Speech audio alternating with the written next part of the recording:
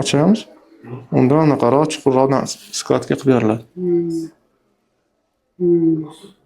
Rostmi? Unda sal yuzingiz o'zgaradi. Siz ham yaqinroqdan ko'rsangiz bo'ladi.